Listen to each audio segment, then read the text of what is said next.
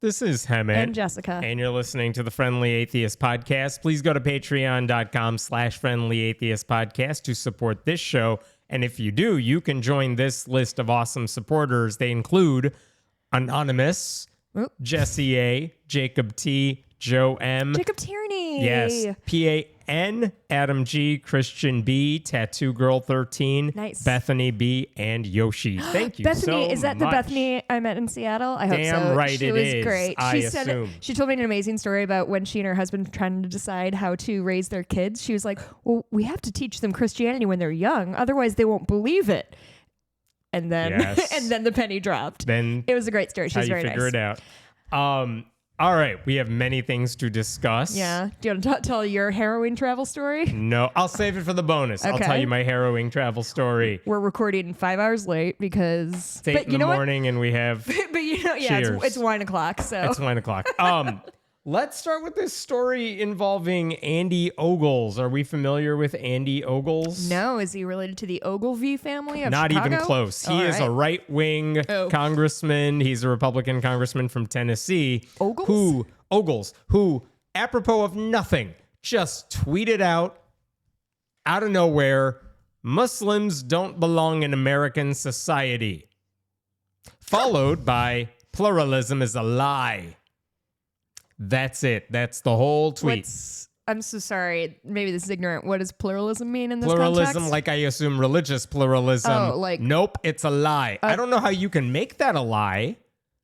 It's like when somebody says, I don't believe in shoes. Like, Yeah, like that's they're just there not whether you how like it or works. not. But yeah, he just said that Muslims don't belong in American society. Mind you, we've heard a lot of right-wing zealots say things like Sharia law is bad. Yeah. Extremism is bad. Only This when brown guy- people do it. this When white guy- people do it, it's pretty cool. This guy is just like, nope, I don't need that nuance. Just No. Muslims. They don't belong in society. Nuance is for nerds. Uh-huh. So, like, who needs the pesky Constitution and, religious freedom protections when you're a conservative? Yeah. Which raises an entirely separate question of where do you think the millions of Muslim Americans should go if they're not allowed in their own country? Does he mean in the country, period, or like running the country, do you think? Or do you think he makes a distinction? I quote, Is that a Muslims distinction don't without a belong difference? in American society. Oh, God. No nuance. And by the way, just 3 weeks ago, like recently, another Republican, Randy Fine of Florida, he tweeted, mind you, in response to someone else, but he tweeted, if they force us to choose, the choice between dogs and Muslims is not a difficult one. Excuse me? Yep. They're saying at some point a cop is going to show up at your house and say either murder all the Muslim people or kill your dogs? Pretty much. And he's not like, sure. that is an easy decision. I'm not sure that is a... If they force us to choose a choice that no one's ever had to make and never will have to make. And that was in response to another comment, but I don't need to tell you what that comment was because even if I gave you context, I promise you this response isn't any better. Not to get on the misandrist train so early in this episode, but it is a pattern I feel like I keep picking up on of like men sort of fantasizing that they're pushed into this corner where they have to make a decision, this or I that. need my AR-15. Yes, exactly. Because everyone's going to break into my house. This is a 100% true story I'm about to tell you. A friend of mine, about a friend of a friend who was dating this guy, this terrible guy. And she talked about like getting married and having a family. And she's like, oh, do you want to have kids? And he said to her, I swear to fucking God, I just am afraid if like the revolution comes or the apocalypse comes, I don't know that you're going to have the strength to kill our child, and you might have to. And that's why I don't want to have kids with you. Where now? And I mean, in Kentucky, but like, this is a 100% true story. It's something it's haunted me. This story has haunted me for years. But anyway, they're not together anymore. Good. Yeah. But truly, like, don't you feel like they're always like, I'm going to be ready for the big fight. I'm going to be ready for the big thing. As opposed to like, can you just be ready for dinner tonight? Yeah, and it's always people who can't handle mild pushback online to their dumbest ideas. Like, I think that, it's makes me crazy. So Republicans are just done with dog whistles now. Yeah, instead air of horns thinking all the about time. the people who need to eat or the people who are scared in their own homes, they're like, what if a situation comes up that is so deeply unlikely that I kind of can't believe you even thought of it, where if I have to choose between these two things, what am I going to do about it? Like, yeah.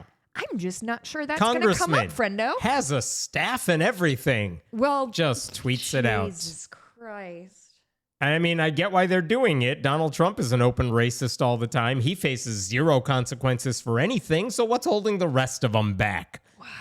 And the big difference is that as recently as a few years ago, even Republicans pretended that comments like these were out of bounds. You may recall in 2019, there was a Congressman, Steve King from Iowa. He overly talked about, like, I don't know what's wrong with white supremacy or white nationalism. Why are you all raising such a fuss about it? I only remember him because Stephen King was like, not me, guys. This was not me. I'm the guy scaring you in a fun way. And after he said all that horrible stuff, he got thrown out of all of his committee assignments, making him virtually useless in the House. And then he lost his re-election bid to another Republican who is like, I'm him, but not a white supremacist. But I won't say that part out loud. Right. Because I have the good sense. I'm a quiet one. Like an adult. Yeah. So anyway, now there are no calls this week, none whatsoever, from elected Republicans to at least no Republicans in power, to seriously punish Randy Fine or Andy Ogles. Like, they need them in the caucus right now. Oh, yeah. Because their House majority is razor thin, that if they lose like a vote, they can't get anything done and they could lose the speakership. So right now their strategy is like, let's just try to deflect attention off of the thing they said. Mike Johnson, by doing something worse? Yeah, Mike Johnson had a press conference this week where he's like, well, people are concerned about Sharia law. Sure are. Which, one, they're not. But two, that's not what he said. That's not what the tweet said. They weren't talking about Sharia law. No, they really weren't. He Because just when you said- say Sharia law, at least you can like pretend that you're doing it under the guise of just concern instead of, racism. Yeah. And so that's it. Mike Johnson doesn't care. Trump doesn't care. So nothing will happen to either of these guys. And honestly, I was almost more upset because when I saw the responses from Democrats, it's like, why aren't you going harder on this? Because that nobody cares. Judy Chu from California just said that tweet from Ogles was abhorrent. Lisa Blunt Rochester, a Democrat from Delaware, called on Republicans to denounce him. And then the hardest one seemed to come from House Minority Whip Catherine Clark from Massachusetts, who said, this disgusting shit doesn't belong in American society, and Republicans who support it don't belong in Congress, which is nice. But also, why isn't every Democrat in elected office demanding that every Republican have to answer for what this guy said? Because if they were smart about their communication strategy, they would make this an issue. Every Democrat would nonstop shove this into every interview they were doing. Because I promise you, if you right now tweeted some stupid racist shit about, like, we need to, I don't know, think of the most racist shit you could think of, but against Trump or something. Yeah. I promise every Democrat would have to answer for the dumb thing random liberals say. But here's like two Republican congressmen saying awful, awful stuff, and no one in the Republican Party apparently has to answer for any of it. I don't know, man. I think we're kind of past the idea of holding people to account for their rhetoric. Like, I'm not even asking for accountability. I don't think they're going to be held accountable. I just think, I'm mad that Democrats aren't smart enough to use the media to their advantage. New news, Hemant. No, this it's not what new. All of them are saying all the time, and just because we know this is what they think. This is what they've always thought. This is what they are saying, and like they're not gonna. You can't shame them out of it because they're not ashamed of their opinion. You can't shame them. I'm not worried about Republicans doing anything. I'm mad that the Democrats aren't using the media to talk about this more. Is CNN going to talk about this? No, unless every Democrat raises a fuss about this all the time. They're not. The media's not going to talk about it, which means Republicans are going to talk about it. Other shit going on. No, that is that's exactly right. There is other shit. That's why you bring this up at every turn and let the public know that the Republicans are racist. And they're so the bad. Republicans are No, they don't. racist. No, they Haven't- don't. Oh, come on. They that has they to be would wit if naive. people talk about it constantly. They still have approval ratings from like 30% of America. And again, Who are racist? who are raised? No, not all of them are. Some of them are just ignorant. And you gotta Two hammer this things home can at be every true. turn. You hammer this home all the time, just like you hammer home that they're protecting pedophiles, which Democrats were better at. Yeah. But again, make this an issue and they're not doing it. I don't know. It's Like, just, here's Hakeem Jeffries. Andy Ogles is a malignant clown. First of all, too big of a word. They don't know what that means. And a pathological liar who has fabricated his whole life story. Disgusting Islamophobes like you do not belong in Congress or in civilized society. And that's why House Democrats will defeat you in November. Weak. What? Okay, so what's the correct version of that? The correct version of that is you should resign, and every Republican who doesn't speak out against you is guilty of this sort of racism.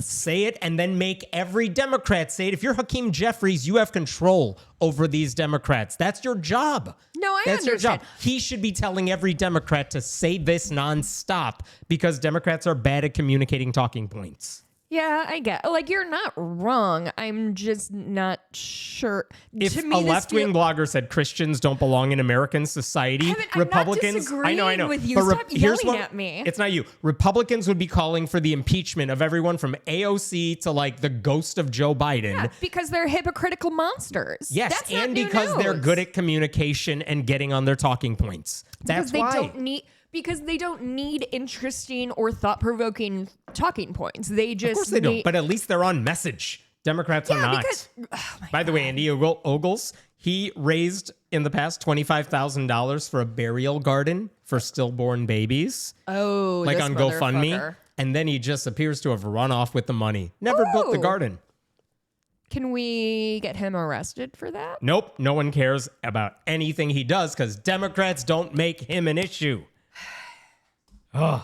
So I'm the just fact that not this sure guy that has... this rises to the level of anger What that does you though? have. Like, what would it take I for don't know. Democrats to get on The message Epstein and fi- use anything No, I against all understand. Republicans? I also think that pretending that This one served to them on a silver platter. yeah, but no, Hemmett, I don't think you understand.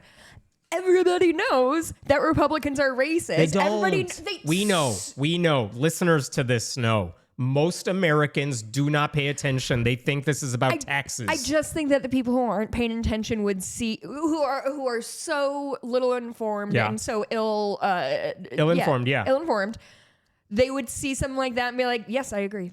Or they don't know it's happening unless some show they are watching talks about it, Yeah. which they would do if every Democrat were smarter about talking about this stuff.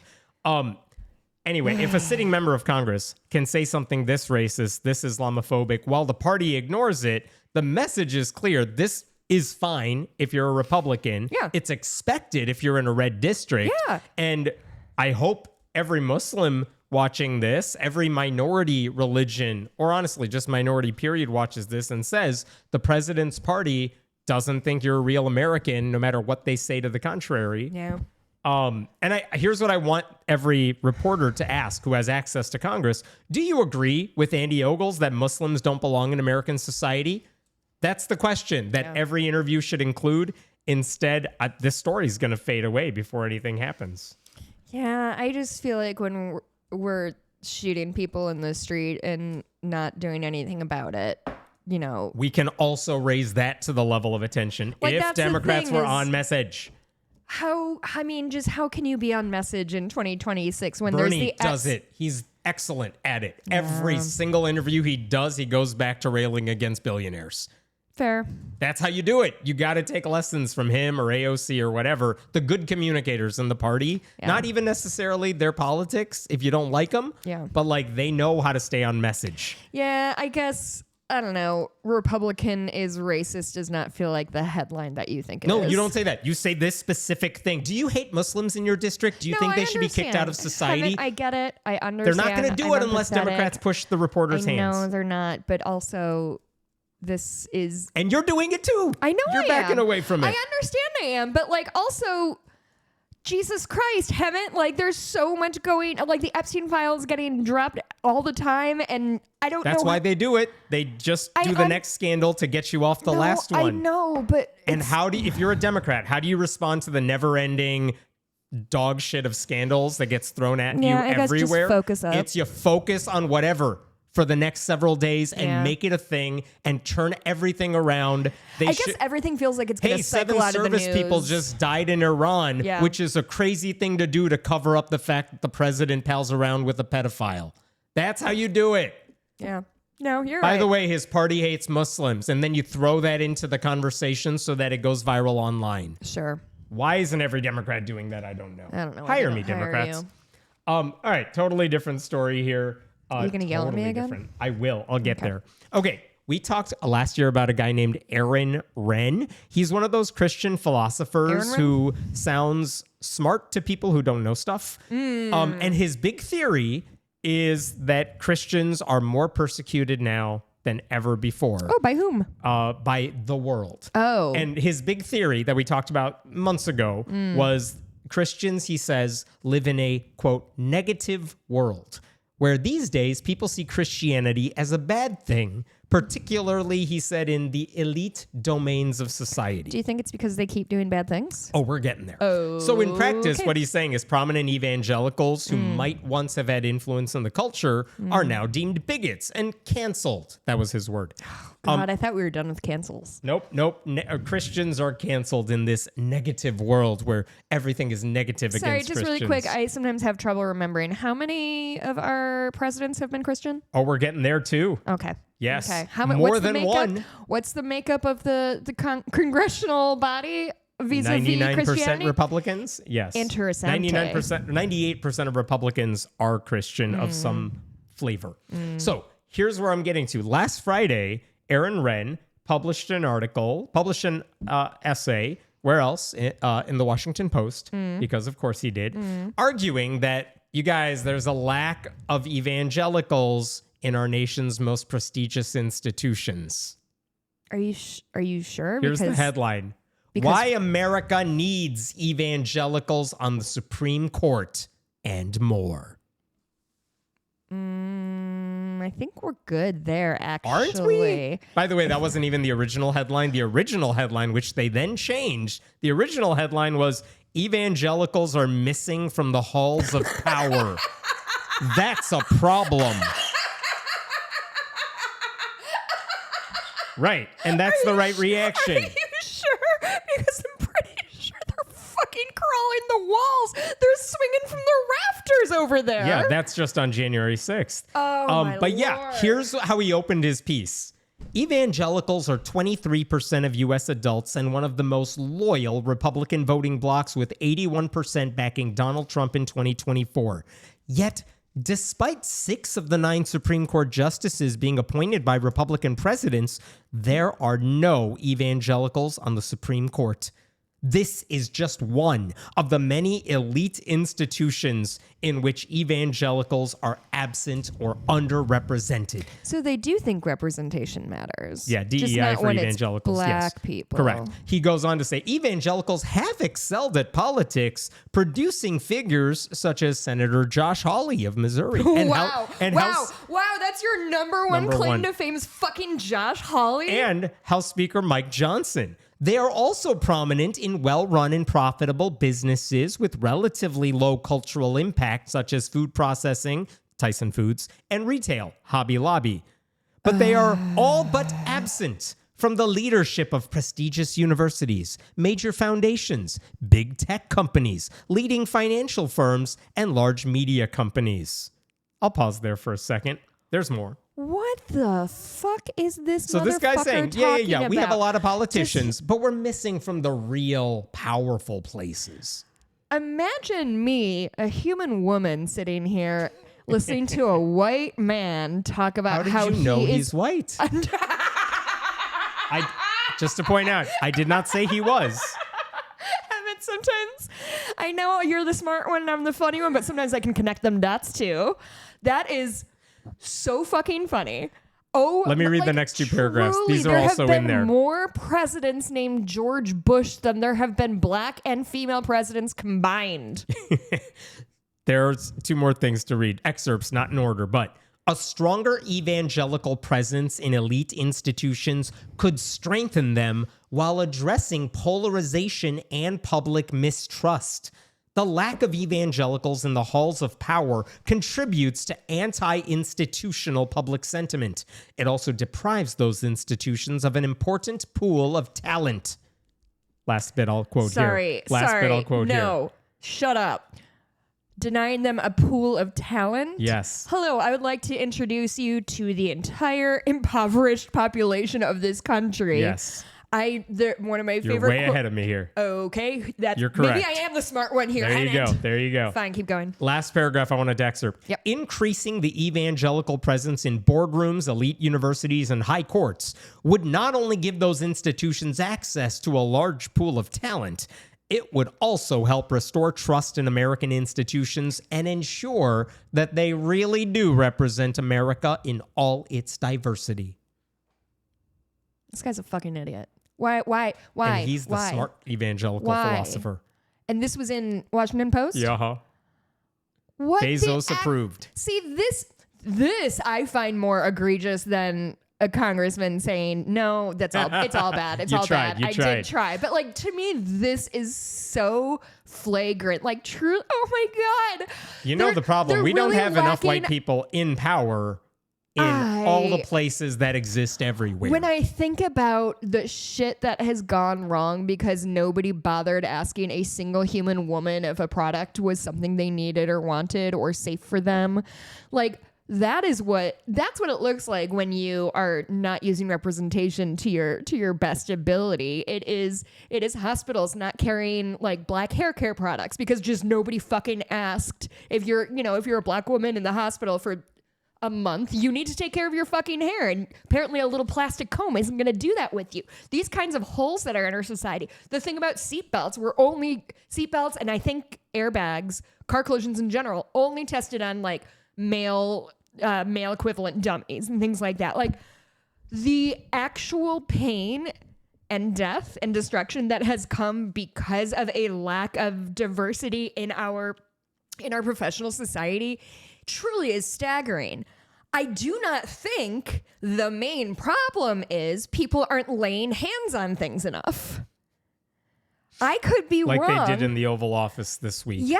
Oh, they did it again this week? Oh, they did it again. God, they love to do that. China is making fun of them by having mock images, like real images, but in companies, they're all putting their hands on the CEO's shoulders to mock Trump. And it's like, you're China, but that is well played. Well played. Oh, that's very funny. So, China, congratulations. Going back to Aaron Wren's argument here. Yeah. The simple fact is evangelical Christians, and let's be clear, he's talking about white ones. Yes. Have plenty of institutional power in the places that matter. Always. And when they don't, it's largely because they spend their time trashing those very institutions. Right. For example, when conservatives complain like right-wing professors are underrepresented on college campuses, it's because learning is inherently leftist, I guess. Yeah. They rage about like higher education sucks, which by the way, they don't like lower education either. Right. But they spread conspiracy theories that contradict what scholars in those fields say. They call on the government to withhold funding for public schools. Yeah.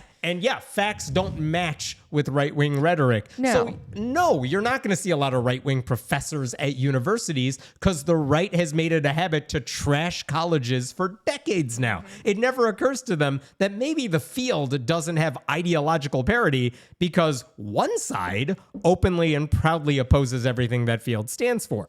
What about the Supreme Court? He said there are no evangelicals on the Supreme Court, which is true. It's a 6-3 conservative supermajority. There are multiple Catholics on the court, but you're right. No evangelicals. There's multiple Catholics on the court and not. That is a little surprising. But the conservatives go out of their way, like laughably so in some cases, to give evangelicals whatever the hell results they want. Whatever they want. So why do you even need them on the court? For example, if coaches want to hold performative prayers at midfield after a high school football game, sure, why not? If you want to overturn the right of women to control their bodies, yeah, sure. If evangelicals want it, we'll give it to them. Anyway. Right? Rewarding an evangelical Christian website designer who said, I don't want to make a website for a same-sex wedding, even though... In the hypothetical situation where a same-sex couple does ask me to do it, which has not happened no one yet. asked her to do it. Why not? It doesn't matter if there are no evangelicals on a 9-member court if the majority of them rule as if all 9 were evangelical anyway. They don't care about the law. So what does it matter? By the way, guess how many atheists are on the high court? 0. So maybe Ren would understand this if he could imagine himself in literally anybody else's shoes. He doesn't need to do that because people like this think that, white male, and in this case, Christian, is the neutral, is the default. Right. And anything else is affirmative action, DEI higher. DEI. In Congress, by the way, and you mentioned this, 87% of all Congress members are some flavor of Christian. 98% of Republicans in Congress are Christian. What's the other one? Jewish? I think, a couple Jewish people. There is literally one openly humanist representative. And I would love to see a more demographically representative Congress, but the fact is, it's a small sample size. You're not going to get a matching demographic shade of America, but also it wouldn't be a big deal if the people we elected, regardless of their religious label, took their roles as representatives for all constituents seriously. Guess what? You voted for Christians in every election. I voted for Christians in every election. Yep. Hopefully for Christians who are going to represent us fairly. I'll do it again in the future, I'm sure. I mean, to me, values and demonstrated values are much, much, much, much, much more important than how I believe in God or don't believe in God. If you are extremely evangelical, but you believe in feeding the hungry and making sure kids have education and are safe, then Great. fucking fine. Great. Right. James Tallarico, I'm genuinely excited about his candidacy, even though his religious beliefs are nowhere near ours. Right. So the question comes up, why are evangelicals so dominant in a field like politics? Which he admits is true, but also he says that's not really what matters, right? Why are evangelicals dominant? Wait, okay. Because he says, we're not, in Congress we have some success, but not on the court, not in those other influential places. And the ones that really matter to me, because we don't have it. Here's his answer for why they're so good at politics. Evangelicals have succeeded, he says, largely due to, quote, their ability to respond to the concerns of non-college educated Americans.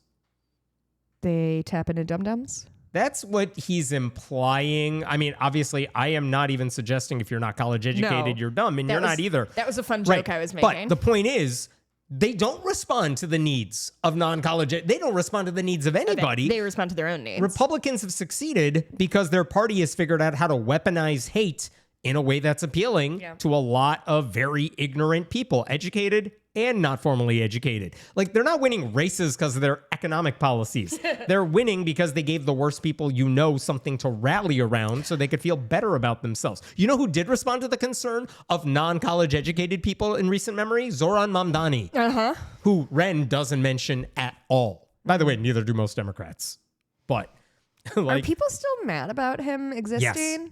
Has he done anything He's too bad liberal on for them. anybody's radar? What's he done so far? Oh, he's done plenty. Good. That's good. Child education. He's been out there digging up snow when they had a snow thing. People got mad because it was a snowball fight and a cop got hit by a snowball. And they're like, you hate the cops. And he's like, it was a snowball fight, you guys. Anyway. And then the cop shot him and everyone was like, it was justified. We're not even going to examine it. And then Republicans have also been successful in politics, not because of that, because of gerrymandering, a very friendly media ecosystem, a Democratic Party that can't get its act together, and lying about what they do for Americans. I want to add in money. Yes, the money These are helps. very wealthy people. And if they're not wealthy, their donors are super wealthy. Who are surrounded by donors who desperately want to shape the world in their image and will use these idiots who all look the same to do it. And whatever the reason Republicans are successful, addressing the concerns of non-college educated Americans is, I swear, not on the list.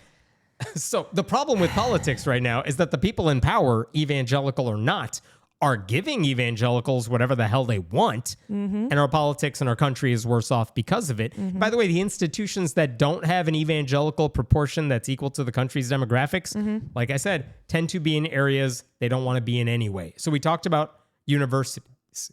and they don't want to be in charge of universities because university and academia goes against what a lot of the right believes. But by the way, even when they could be the presidents of universities, and by the way, I'm sure there are plenty of Christians who are in charge of public schools and private universities as well, but they don't wear it on their sleeve necessarily. Sure. But also evangelicals have created their whole system, their own system of colleges. They're basically trying to segregate themselves. Yes, like they're like openly little advocate to like the most devout conservative churches, send your kids to our schools because we're not going to indoctrinate them like, you know, a public school will. Yeah, by teaching them how to read and shit. So the people who reject sex education and comprehensive history and evolution and climate change and, you know, reading books that'll challenge you, you're probably not going to succeed in academia. Not as a student, not as a professor. No. That's not an academia problem. That's an Aaron Wren problem right there. Well, that's also looking back to that woman who wrote that terrible essay and then called the president about it or whatever. Like Samantha Fulnecki. Like they absolutely refuse to play by the same rules that everybody else is forced to play with because this is just a group of people with main character syndrome. Yes. That like everything is about me. What about large media companies? He says Christians, evangelicals don't run large media companies. Are you sure?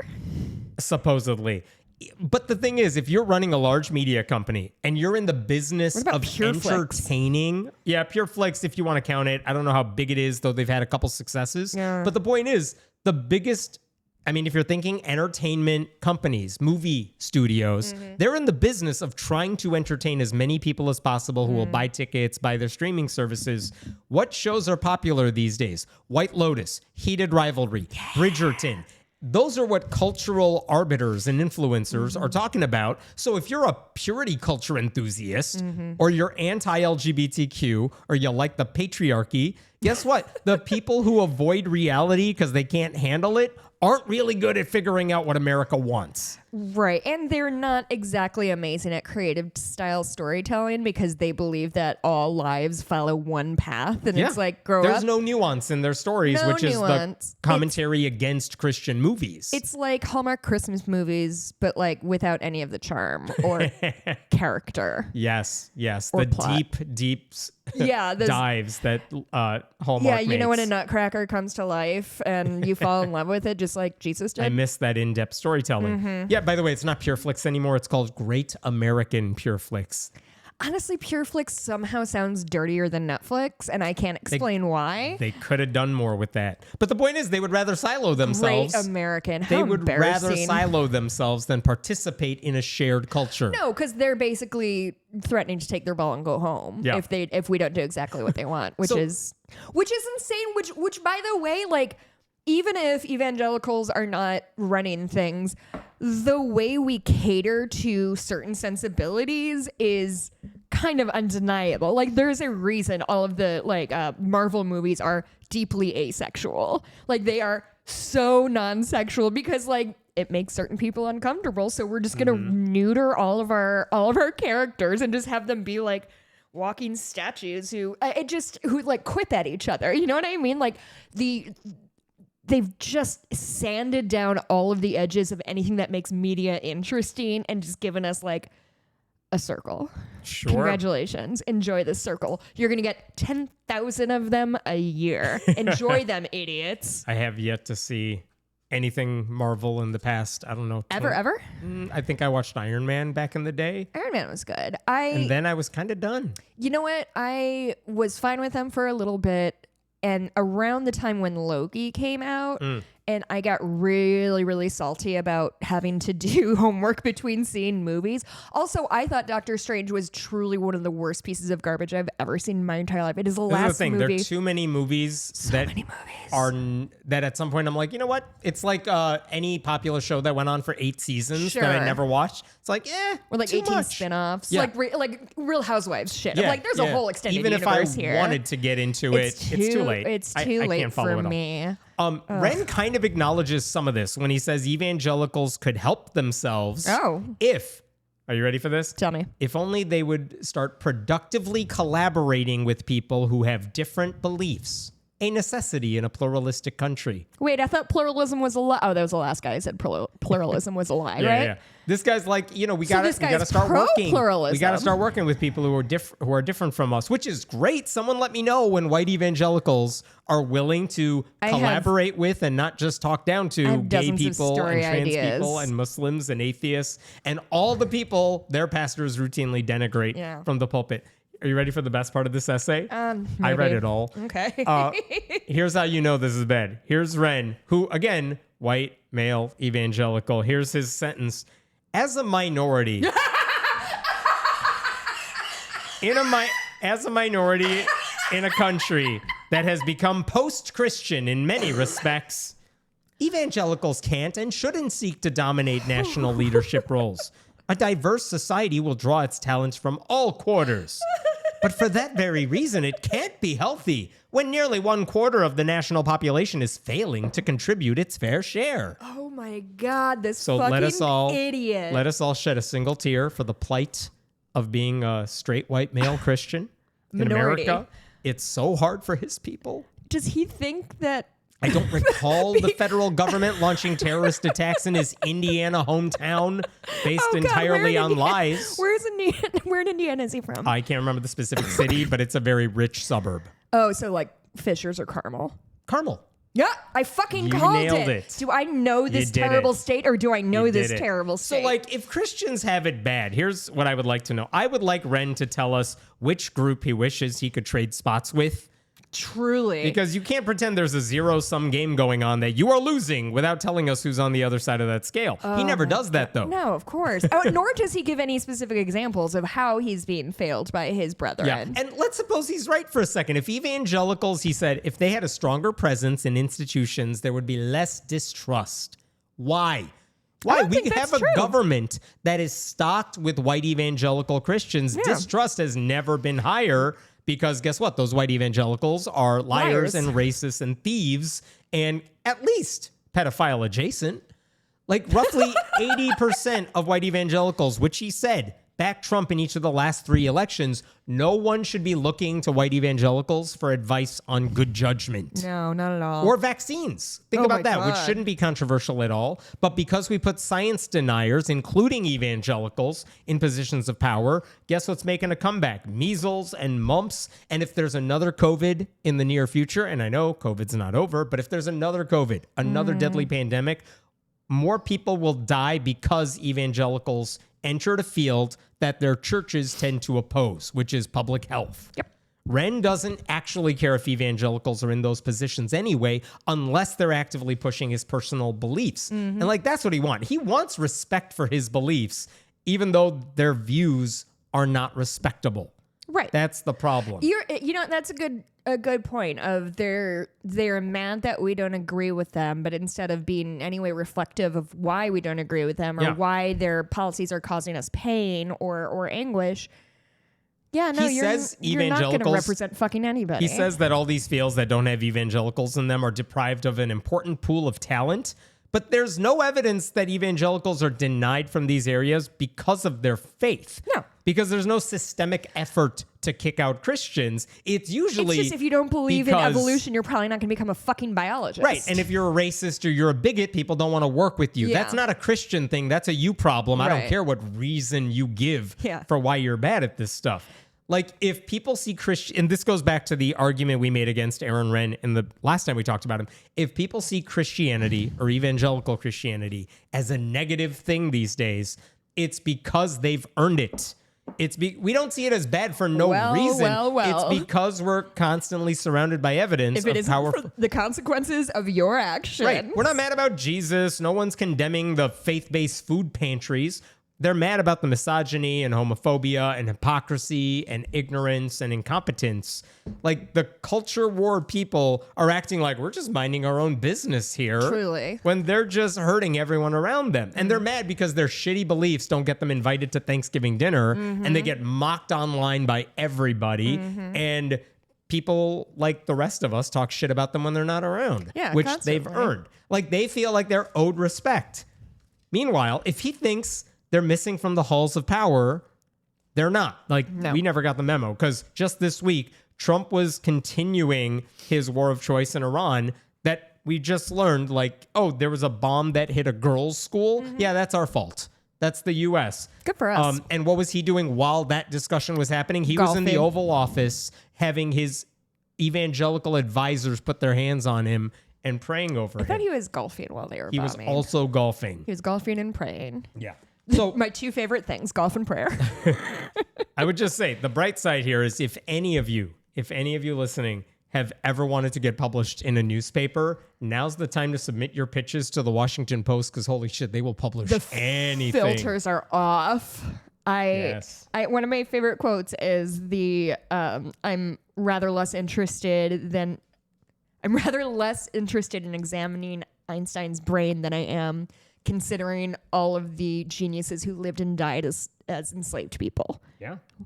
And how much talent are we depriving because we're not giving them opportunities? Meanwhile, evangelicals have plenty of opportunities, and we've seen what they've done with them. And I think it's a different side of the same coin of, like, yes, people were deprived of education, but in the same way, if you grew up in a very Christian household where you're, say, homeschooled or warned against, facts and shit, you're not going to go on to be a doctor because you do not have the educational foundation or wherewithal to do it. And, like, just because you're born in a rural white area to evangelical parents doesn't mean you're an idiot. You can absolutely be a genius, but you're not going to get those opportunities, just like inner city kids aren't going to get that opportunity because the structure isn't there to support people who actually could do good in the world. It's just trying to shuffle people through. Mm-hmm. All right, different story here. Yeah. Let's jump to Georgia. I have a positive update for you. I don't even know where you were going with that. Georgia on my mind. Don't be an asshole. Close enough. Once. All right. So last time we talked about this particular story, do you remember in Georgia, we learned at Truett McConnell University, Bradley Reynolds, who was an administrator there, was indicted for abusing a former student. Okay. One of the reasons that administrator, last time we talked about it, we learned he got indicted. Like, he actually faces consequences right now. But he's only been punished because police said, basically what police said is, yeah, it looks like there was a former student. She graduated. She was still working at the school. And then you took advantage of her as like a spiritual leader, as her pastor, creep. and then as a creep. Yeah. But the reason and at the time when she finally went to the police about this years ago, the prosecutor basically said, I don't think I can I can't go after this guy because it's more of a he said, she said, you're both adults. And importantly, there's no law in Georgia that prohibits a pastor having any kind of sexual relationship with someone under his care. And now she said it was assault. The prosecutor didn't believe the evidence was there to go after him for that. And that was the problem. But then police interviewed him. Different prosecutor came in. They interviewed this guy about a lot of this stuff. And recently they indicted this guy. Why? Not because of what he did per se, but because they feel like they have evidence he lied to the police during those interviews. Oh. And that's why they're able to go after him. So we'll see how that plays out. That's why he's in trouble. But recently, Georgia Republicans introduced a bill, Senate Bill 542, that's very interesting because it might actually fix a situation like this from happening in the future. Okay.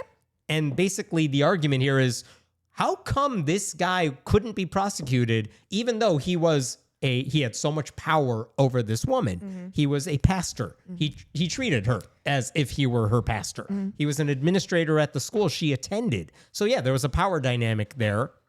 Why couldn't the law go after him for that? Because clearly if you're a therapist and you instigate a sexual relationship with the client and the client says you manipulated me into that, that would obviously be unethical and arguably illegal. Yeah. The reason is in Georgia, someone who has spiritual authority over you is not on the list of people who can be prosecuted for improper sexual contact.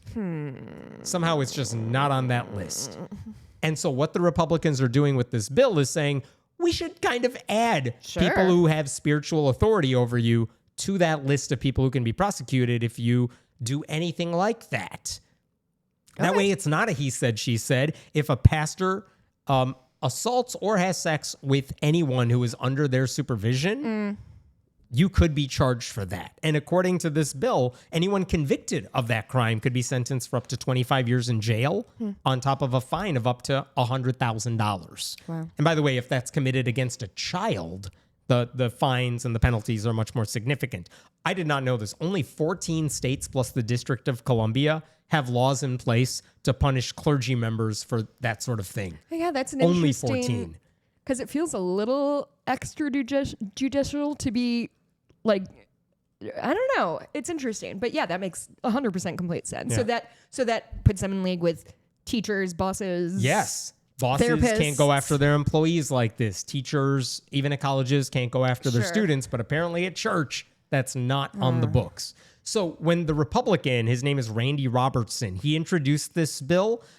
When he introduced the bill, he had to defend it in front of the Senate Judiciary Committee in Georgia. So he had to basically say, here's what my bill is. Here's why you should vote for it. Yeah. Who was sitting next to him? Haley Swinson, the woman who exposed what happened to Truett McConnell.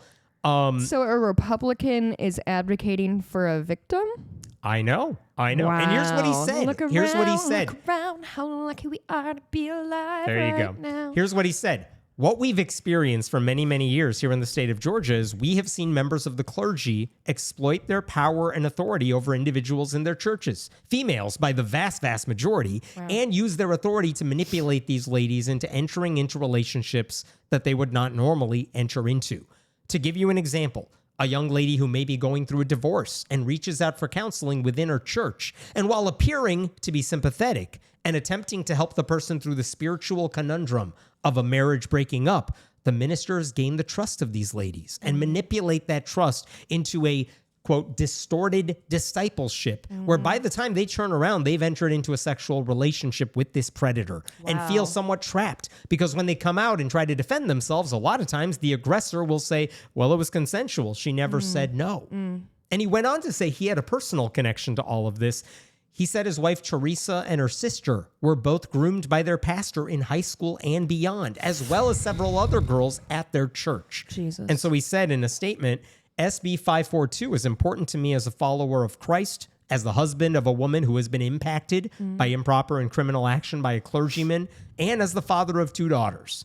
And I will say I'm not necessarily a fan of how Republicans only ever seem to care about this sort of shit when it impacts them personally. Oh, yeah. But That's okay. their favorite game to play. Did you know that gay people aren't disgusting? Because my son is one of Right. them. Like, if that's what it And he's takes just for a you to get person. on the He right doesn't have side of horns this. or a tail or nothing. Okay. But like, yeah, you don't have to say that part. But okay, fine. If that's what it takes for you to care about this, As a father go of for it. daughters, I really Yeah. understand what it is to be a woman these days. Right. Oh my God. So go here's the fucking good kill news. yourself. That bill passed through the committee on a unanimous vote. Great. By the way, Haley Swinson also spoke out during that hearing and like very impactful. And I will say the bill has 23 Republican co-sponsors. Great. And Democrats are not about to vote against anything like this. Here was the concern, though. What state are we in again? This is Georgia. Georgia. Before I get to the concern, even the Georgia Baptist Mission Board, which is affiliated with the Southern Baptist Convention, which has an abuse problem of its own, they spoke out in support of this bill, which honestly is the least they could do at this point. The guy who's the representative of the Georgia Baptist Mission Board, his name is Mike Griffins. Griffin said, Georgia Baptists fully support this legislation, noting how drastic and devastating the sex abuse is that's going on across our nation, including even in our churches. As if it's all you were used to it happening out there, but never here. Here in our perfect little church that's run by horny old white men. My dude, have I you can't seen what's been believe happening it. in your church? But here was the cannot concern. believe this. The deadline, because of the way Georgia's legislative session works out, they had to pass this in either the Senate or the House by March 6th, and they had to get this bill signed into law and passed over in the other session by April 2nd. Like, it was a very tight deadline. And so they had to, after that judicial session where they were advocating for this bill, they had like 2 days to get this thing signed by the whole Senate in order to get it passed. That's some LBJ shit of like running around the Capitol, getting people to sign shit. I need everyone to do it. And the good news is, almost the last day of the session, if not the last day, They got this bill passed in the state Senate unanimously.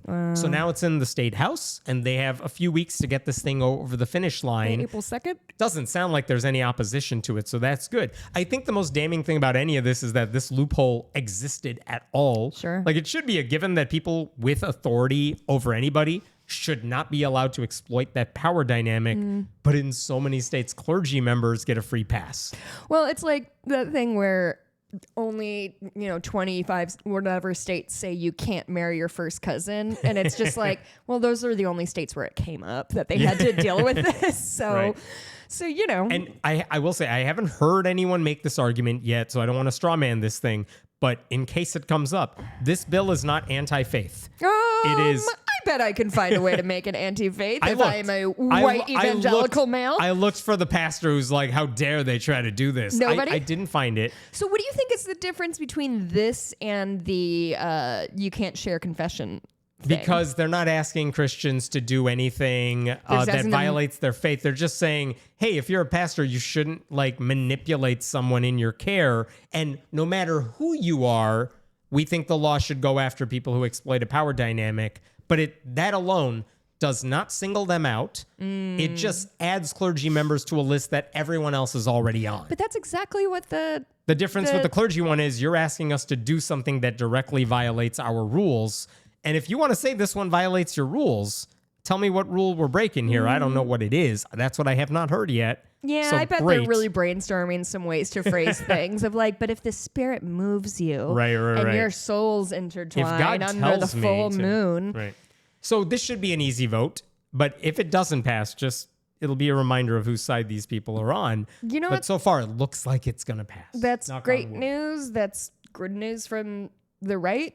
Congratulations Congrats. on doing one good thing. Oh, right, exactly. We'll throw your parade for you soon. A different story out of Rhode Island here. Do you remember there were a handful of months where every grand jury in every state called by the attorneys general of those states were investigating the Catholic Church? Yes. And it started in Pennsylvania. Yes. Where then Attorney General Josh Shapiro convened a grand jury to look into all the Catholic dioceses in that state. And he was able to release their report. And it just opened the floodgates to, oh my God, it's so much worse than we ever thought it was. The cover-up, the abuse by priests of children is awful. Well, in Rhode Island, after nearly 7 years, like this month, the Rhode Island Attorney General, he finally released a report into findings of sexual abuse. Well, Rhode Island's such a big state. It took a long time to They get have this one files diocese, together. the Diocese of Providence. But I'll tell you what the problems were in a second. Rhode Island has the highest proportion of Catholics anywhere in the country. Wow. And the Attorney General, his name is Peter Noronha, he said his office examined over 250,000 pages of documents held by the diocese dating back to 1950. But it's not a complete report because the Catholic Church in Rhode Island Burned would some. not help him fully with his investigation. Really? That's a good Yeah. sign. That's definitely Uh-huh. a good sign. And here's what, if you read the report, what he points out is Rhode Island apparently does not have a law regarding a grand jury reporting statute. And what that means is okay. he can only, if you convene a grand jury, unless you're going to indict someone, you can't release the transcripts. You can't release interviews you did. You can't release a report about what you found Okay. unless someone's like absolutely going to jail over this thing. And a lot of these times, it's not about sending people to jail. It's about just telling the full story of the cover up, even Okay. if people are dead and have been dead for a long time, which is what they did in other states. Okay. In Rhode Island, they don't have that law, which means also that this guy could not compel people to testify. He could not force them to testify about these subpoena issues. people? Couldn't subpoena people. Just the law isn't written to allow him to have the power that attorneys general have in other states. And is this unique to Rhode Island, or do you think I don't this know how will many come up? states have laws or don't have laws like this, but Rhode Island is one of them that has a Democratic attorney general. And so that meant he could only work with the documents the Catholic diocese chose to give him. Okay. And that meant Oh. there were a lot of gaps in the knowledge. This is what he said. As described more, this is his introduction to the report.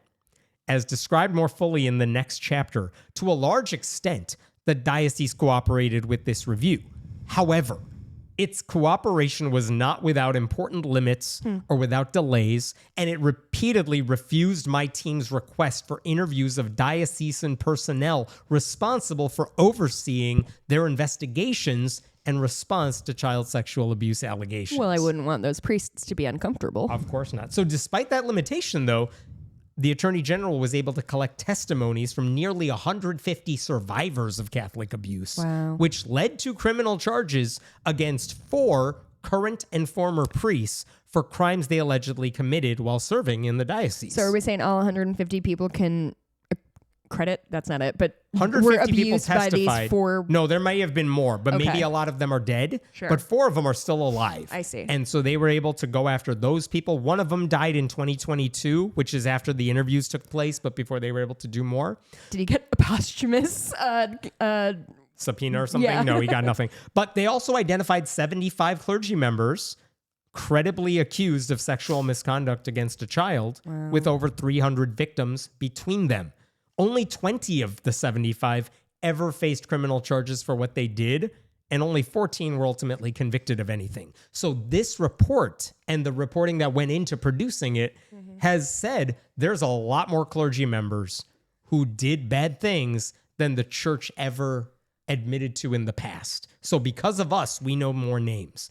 And among other things, what they found is that the priests were routinely assigned to different churches when they were accused of wrongdoing. Sometimes they were sent to a spiritual retreat-style facility for rehab, like a club med for, hey, we need to get you out of the church right now. Let us send you there. For that. Well, apparently we know one thing you can do to be sent there. Oh, no. Now, that was in the 1950s, but decades later, they were just placed on leave while an internal investigation takes place. And guess what? It wasn't always rigorous. The bottom line, according to the Attorney General of Rhode Island, this report confirms what we have long suspected, if not known. For decades, when faced with credible allegations of abuse by Catholic priests, Diocese of Providence leaders focused their efforts on protecting priests and the reputation of the church rather than protecting children and holding the abusers accountable. Yep. As a result of inaction by bishops and other diocese leaders, predator priests were allowed to linger years, abusing their positions of authority and harming countless additional child victims. The true scope of the abuse is likely even greater than reported here. Yeah, man. So they found, one thing they found in the report that was appalling to me, there was evidence of a policy within the diocese to, if there's a priest who's accused of anything, but he dies, we burn all of his files. Yeah, that's such a chill, not guilty sounding thing to do. The confidential files we burn.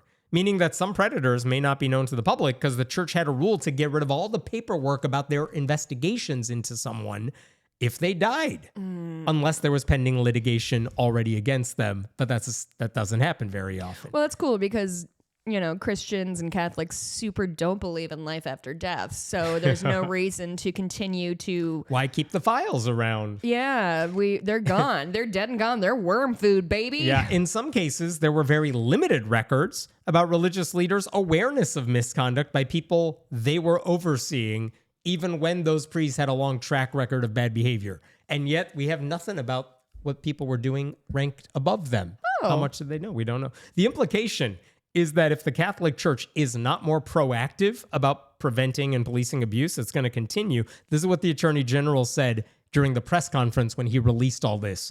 If you're the Diocese of Providence and you're listening, this is a scandal you need to own and you need to fix. Whoa. We cannot slow walk solutions and we cannot slow walk justice. And then in the report, he has recommendations for what the church should do because he can't force them to do it. Oh. But he has recommendations. And some of them include Get your shit together. providing clear investigative timelines and guidelines. He stressed the need for the diocese to abandon the practice of requiring victims take polygraph tests. No! And to stop... First of all, polygraph tests are bullshit. Yes. That's number one. Yes. Number two, are you fucking kidding me? And he said you need to stop refusing to investigate third-party complaints about priests. Because apparently if you didn't go through the right machinery internally, we're not taking your complaints seriously. Oh my God. This is Hitchhiker's Guide to the Galaxy. What did the Catholic Church say to all of this? They're like, first of all, we're so good at this. God's really you thrilled. guys, look at how big our castles are, you guys. God is thrilled with the work we're doing. They basically rejected any implication that abuse existed. Sure. And they definitely want credit for participating in the report, the little bit that they did. Yeah, well. Here's what they said. They said the report would not have been possible without the church's cooperation. We were extremely brave boys. Yeah, this is Bishop Bruce Lewandowski. There are no credibly accused clergy in active ministry. Today's Catholic clergy here in Rhode Island are good and holy men serving Christ and his people with devotion and out of genuine pastoral concern. So, no credibly accused clergy in active ministry.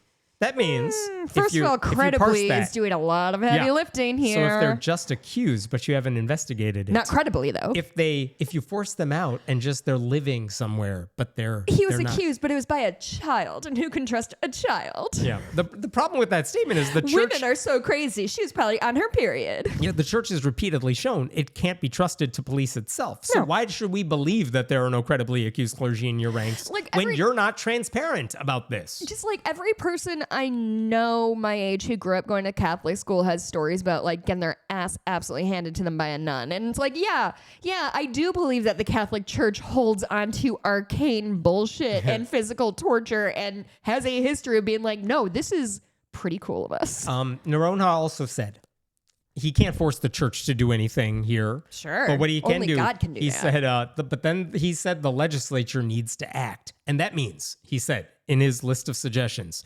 allow grand juries to release their reports even when there are no indictments. Expand the statute of limitations for second-degree sexual assault so that survivors of certain types of abuse have more time to come forward, because a lot of them felt like, I can't do anything at this point. I'm older. I just now realized what happened to me as a kid. It's too late. He also said create a revival window so that people who have their statute of limitations has expired so they could bring those lawsuits. Some states have done that already. And those changes have worked in other states when they've been adopted. Yeah. But hasn't happened in Rhode Island yet. And remember, the most damning part of his report is not even the number of accused priests or the hundreds of victims. It's the fact that investigators still don't know the full extent of the crimes, not because they didn't happen, but because the church made sure that part of their history would never see the light of day. Oh, boy. Yeah. So kudos to this attorney general for keeping at this for years. And for trying to do, he's like, you guys, I don't have a lot of power here. Right. But this is the report. It's long. It is detailed where it can be. And it's just sad overall because you get these in-depth stories of what the survivors told his office. But the reason anyone knows about any of this, I want to be clear, is not because of the Catholic Church's transparency. It's because prosecutors and journalists and survivors have refused to allow this story to disappear. And the fact that we're still learning new information about the Catholic Church sex abuse scandal decades after it came into public view is why these investigations are still necessary. Truly. Are there any other states that are still on that grind? I don't know. I don't know when the next shoe is going to drop and in what state. But there are plenty of states that haven't released anything yet. I just don't know if they're working on it. Well, and I also don't know like how the diaspora of Catholics is around the United States, like Pennsylvania, Massachusetts. I mean, they're Illinois. Everywhere. Illinois released its stuff, but again, but like those are, and I don't know. I just don't know. Even in Utah, there's plenty of Catholics, but are you going to release a thing? I don't know. Yeah, that's a good point. All right, different story here. This is an update you might be amused by. This is an update from like months ago. Do you remember Ken Paxton, Attorney General of Texas, the most scandal-plagued, hopefully their Senate candidate after the runoff in a couple months? He sued his own state's Department of Public Safety because he said they were illegally forbidding religious ads from appearing in the official driver's handbook, which is the manual you read when you're like a new driver. And as we said when we talked about this months ago, it's weird because if you're trying to learn the rules of the road, I almost did a spit take. You're not looking for advertising. No. You're not paying attention to the advertising. Is there advertising? There is no advertising. There wasn't any advertising. There was also a rule. The thing that Ken Paxton was highlighting is there was a rule in the Texas law that says any advertisements put out in the Texas driver handbook They can't include ballot measures, tobacco ads, controversial organizations. And on that list, it said no religious ads. Yep. And that's what Paxton was highlighting, saying, if you allow ads, you can't say no to religious ads. Well, and everybody knows that the only problem Texas has is that they don't have religious ads in their driver's ed manuals. And he said this was all proof that the Department of Public Safety is treating religion unfairly. And what we said at the time is, you can prove this. Just show us an example of an ad that appeared in the manual that is innocuous. And then you would have proof that, and maybe a rejection letter when a church wanted to put up an ad for the same type of thing. And show us what that ad looked like. Yeah. Did it look functionally similar to this ad for And his lawsuit shop? offered no smoking gun evidence like that. It offered no evidence of anything because the current handbook has 0 ads, and an old version of the handbook from 2012 has 0 ads, which makes sense because you don't read that book for the ads. No, you read it to learn how to drive terribly if Texas drivers are any evidence. So basically what we had here is, even if the law in Texas allowed for ads to appear in that manual, there was no proof that department ever accepted ads, discriminated against certain groups that wanted ads. Oh my God. In fact, if you wanted to place an ad in the book and you went to their website, you would not find any information on how to give them money to put an ad in that book because it didn't exist, because they don't do ads. To me, this is very much part and parcel to Republican flavored scare tactics, where instead of addressing an actual issue that's actually happening and actually harming people, like, I don't know, hypothetically, say church abuse scandals, where children who are supposed to go to trusted members of society are then abused by the very people who are supposed to give them spiritual guidance. Yes. Now, if you ask Republicans about it, they'll give you the few bad apples thing, and it's not everybody, and you shouldn't hold everybody to account by that. But yet, they're really, really, really, really, really worried about drag queens molesting children, even though it's simply never once happened. They're worried about trans women in bathrooms, even though an incident has never, ever, ever been recorded of that. But we do have incidents recorded of somebody who's maybe not presenting their gender as cleanly as somebody would like, being harassed in the bathrooms. These people are so obsessed with tilting at giants, tilting at windmills, that they refuse to do anything about the actual problems that are actually harming people.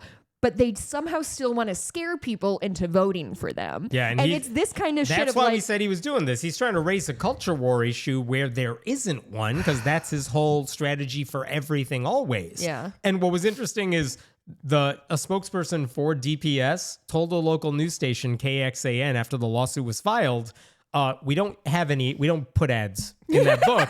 But 2, we've never had any discussions with the Attorney General about this subject. Like, my dude, go call up the other state agency and say, hey, is this a problem for you? Nope, he didn't do that. He's Ken Paxton. He just said, I know what I can do. Let's pretend that I'm uncovering Christian discrimination. How much time and effort and money do you think went into Ken Paxton's staff trying to dig up a credible instance of religious discrimination? I think it's his staff that wanted him impeached. They were the whistleblowers. But that's what I'm saying. Like, just it's a lot. I genuinely believe he started at at the Constitution and worked his way down, apparently all the way to DMV pamphlet. Right. And to me, that means people in his orbit were spending a lot of their time. That is what his office does. Trying to muck rake up some bullshit. And now he's using that to launch his Senate campaign, and he hasn't dropped out yet, even though Trump and Republicans want him to, because he's less electable. In any case, here's the update to the story now. This is from Cora Nias at KXAN, who's done remarkable work on this story. That's a great name. She writes that according to Travis County records, that lawsuit was withdrawn on February 20th by Paxton's office with a notice of non-suit. And what that means is basically the attorneys for the state are saying, we just want this case to end early. And a notice of non-suit is the sort of thing you file when you're, quote, unable to make an adequate showing or are unwilling to continue with the case. It's basically you're telling the court, turns out we don't actually have a case, so we're just going to Control Z this entire lawsuit and pretend it never happened. I need somebody to do the research and find out how much money this little jaunt cost the Texas people. But here's my theory on it. He filed this baseless case. He got the headlines he wanted by arguing there was anti-Christian discrimination by a state office, and only he, Ken Paxton, in the midst of a Senate campaign that he was fighting, so brave, could go after this sort of thing. Yeah. He caused needless chaos in the Department of Public Safety. And after all that, now that there's no smoke here, he's like, all right, I did what I needed. Never mind. I don't need this case anymore. Sound and fury signifying nothing. Eh? Yeah. So it's a waste of everyone's time. It's a waste of money. It is proof that Ken Paxton is not interested in the work he is trying to do. He's only interested in the headlines that might result from pushing a Christian nationalist agenda. And it also proves what DPS and the church-state separation crowd were saying when he filed the lawsuit. There's nothing going on here. Yeah. I promise you, if the DPS was discriminating against a religious group, and they would also likely be discriminating against an atheist group in that case, if that were happening, we would know about it. Yeah. We would do something about it. Yeah. None of that happened ever. Wow. That's Ken Paxton for you. Wow. What a fucking little twerp. Yep. These little idiots. I just Could don't be even your next know. senator with Ted Cruz. Oh, those two monsters. Do you remember the story I told about the sushi place I go to vis-a-vis Ken Paxton? That he, like his whole, his own team, his own cohorts tried to impeach him, but he's like, no, I'm going for promotion. And I was like, I went to a sushi place and I marked the wrong thing on my sushi thing. And I had to tell the server, and she's like, oh, you made the mistake. And it was the most embarrassing moment of my life, and I genuinely thought maybe I'll never come back here. Anyway, I told her that you story. You get embarrassed by that. He gets embarrassed by nothing. This is what I'm saying. And I told her that story, and she really liked it. And she was like, I was just trying to make sure you knew. And I was like, no. We both did all of the correct things in the interaction.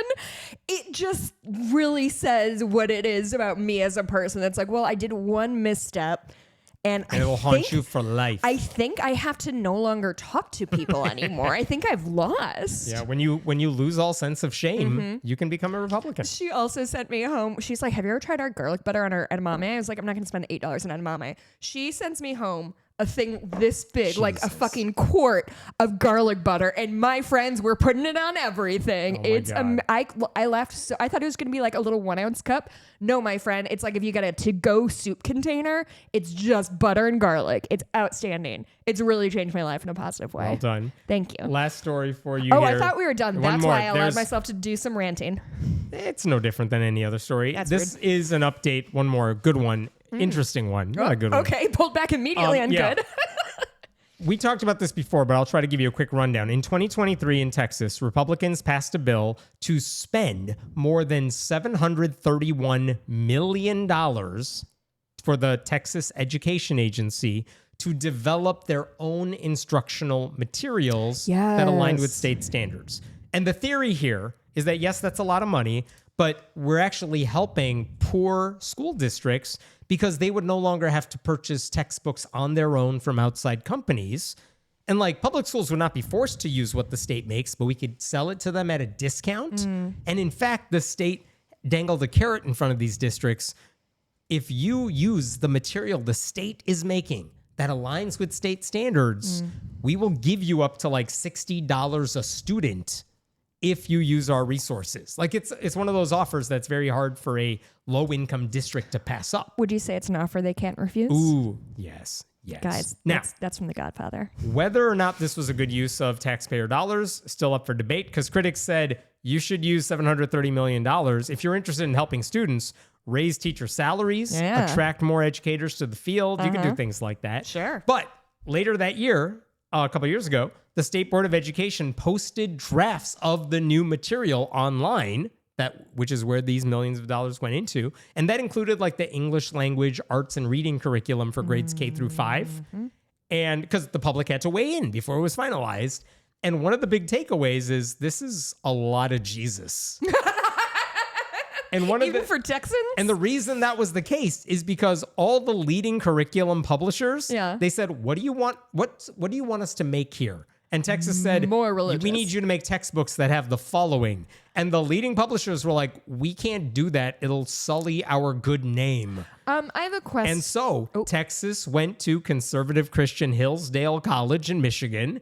They went to the right-leaning Texas Public Policy Foundation, all these right-wing groups, and said, hey, the real people won't do it, so will you make the curriculum instead? I have a question.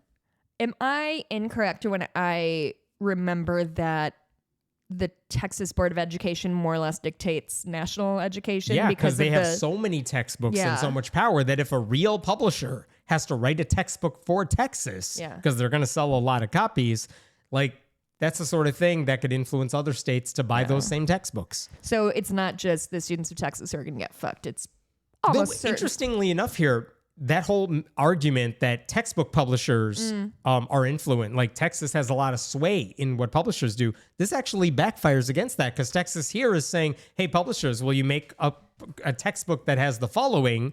And the textbook publishers are like, no, even if it makes us money, everywhere else. it's a lot of useless information in here. We can't do that. It'll ruin our reputation. And Texas is saying, well, we'll make our own like a bad Christian movie.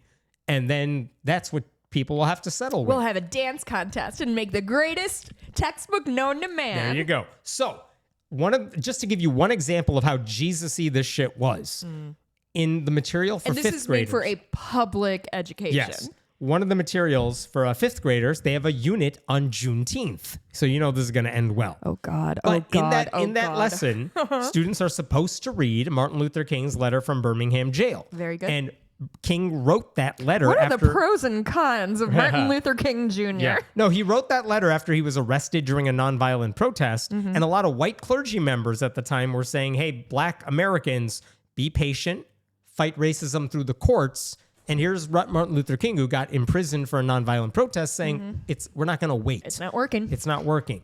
And if you look at this, it's only a few pages. It's not a long letter. But one of the paragraphs in there makes a reference to how even some characters in the Bible didn't do what an authority figure told them to do because they had a higher calling. And that's it. It's like, if you look at the Wikipedia page for letter from Birmingham jail, that reference isn't even mentioned in the Wikipedia article because it's like a throwaway line. Yeah. He's just saying a lot of people don't listen to authority sometimes because they know it's the wrong thing to do. Yeah, that's like one of the sort of main moral lessons that you're supposed to learn as a history student. And yet, in the student activity book for this curriculum, they blew that one sentence way out of proportion as if it's the most important thing in this letter. It's so unlike them to do. I know. So they said, for example, why did Dr. Martin Luther King Jr. reference the story of Daniel in his letter from Birmingham jail?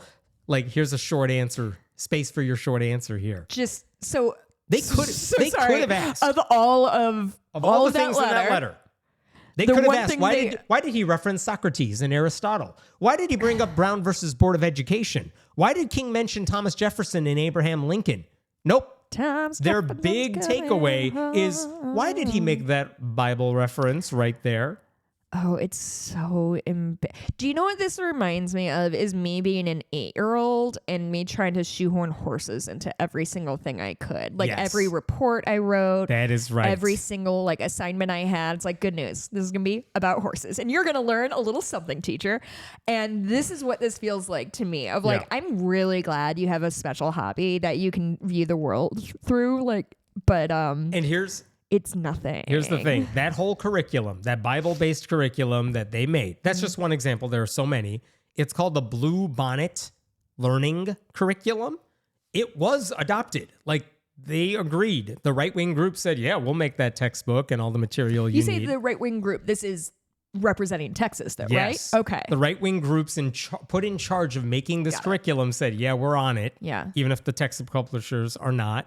And the thing, when we talked about this last time, according to the Texas Tribune, out of the 1,200 or so districts in the public school districts in the state of Texas, 300 of them, roughly, about 25% of the public school districts said, yeah, we're probably going to use the Bluebonnet curriculum. It'll save us money. Yeah. We're going to do it. You're giving us money to use it. We can't say no to that. And a lot of them said very clearly to reporters, yeah, we're kind of doing this because they're giving us money to do it. And also it aligns with state standards. And, if our students don't do well. Those people had also said. Yes. And if our students don't do well on standardized tests, which are based on the curriculum, like there's a lot of severe repercussions and we don't want to deal with that. So it's just easier to say yes to what the state's giving us.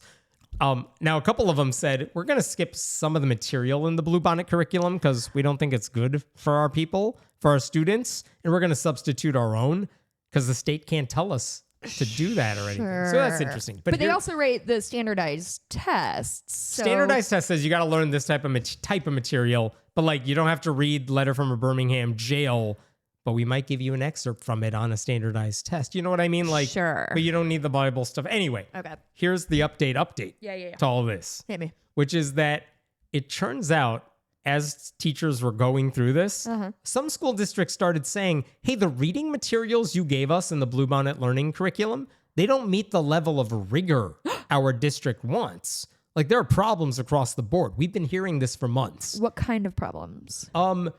Some of them being like the passages you chose for the kids to read, they're like green eggs and ham. Like we need you to give us prose here, stuff like that. But also there are actual mistakes in the material. And here's Christians don't make mistakes. I know. It turns out the number of mistakes in the curriculum are so much more extensive than anyone knew. Apparently, so not like typographical errors. We're talking like factual errors? All of the above. Oh boy. And we now know that the number of corrections that need to be made oh my God. amount to well over 4,000.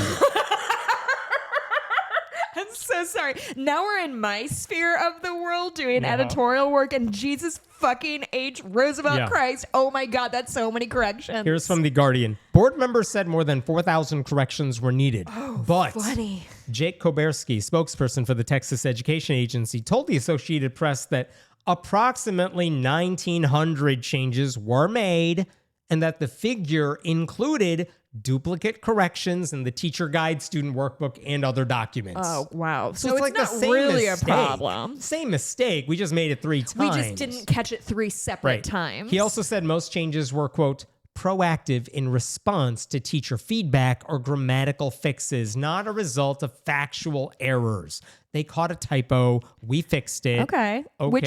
Which, by the way, sorry to be this person about it, but like hire people like me because it's much more expensive to print out something and be like, oh, there's 4,000 errors that we could have caught in a PDF and changed it right quick. And yet, and now we're going to do what? Recalls, reprints. Some of the corrections involve punctuation and formatting errors. Some of them involve you have an image in the textbook that you did not have copyright licensing agreements to use. Ooh, boy. This is a thing I ran into when I was making pamphlets of like, people are like, hey, can you just use this picture? And I'm like, we can't just take people's art. Yeah.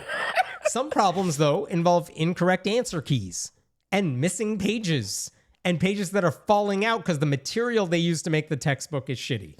Well, that's a metaphor if I ever heard one. Yeah. And by the way, all the Christian references, those are in place.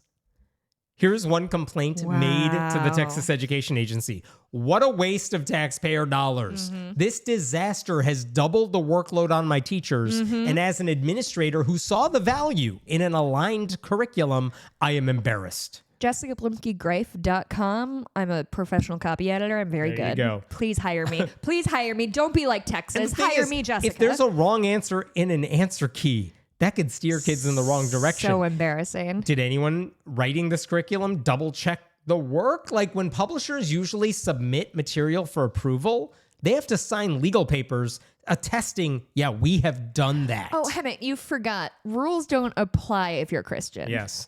By the way, the Texas Tribune also offered another number as a benchmark here. For comparison, 4 other publishers, like legit publishers, that submitted correction requests reported a combined 16 edits.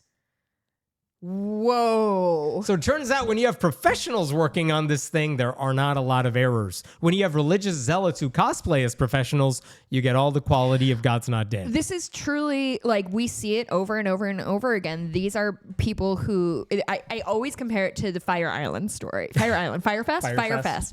Which there was the one documentary about it where they interviewed the Firefest dude. And he just had this complete, like, yeah, I thought it was going to be fine, blah, blah, blah, blah. Because these are people who've lived their entire lives without being faced with any kind They of always fail consequences. up. Either they fail up or somebody just covers their shit for them. Yeah. They do whatever. They write a terrible book and then somebody like puts it together to be coherent. But all of a sudden these people are being lifted up like in an unqualified way, and so you end up with, I don't know if you heard about this, but the soundtrack to the Phantom Thread, the Daniel Day-Lewis movie, they just fucking pulled it and put it into the Melania movie. Love it. They just fucking took it because these people do not know how rules work, right, and don't care.